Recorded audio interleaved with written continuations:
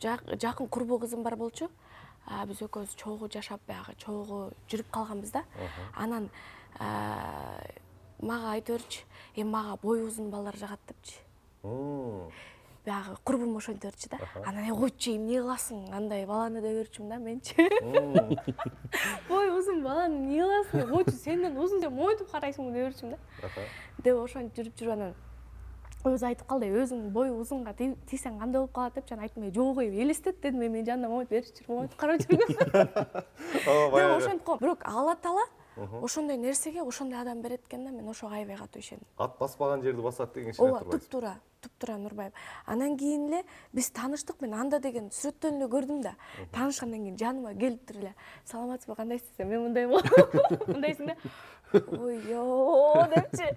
Ёо, бою узун турбайбы деп анан ошондо как раз менин машинам бузулуп калып, бир нерсе болуп калган. Ошондо эже эле өзүнүн автоунаасы менен келип, мага аябай жардамы тийген да. Аябай жардам берип, мен менен чогуу тойго барып, жанымда эле экөөбүз как будто мындай баягы көптөн бери тааныштай болуп сүйлөшүп, тил табышып эле. Мен уже баягы бою узун деген балдарды утуп калгам да.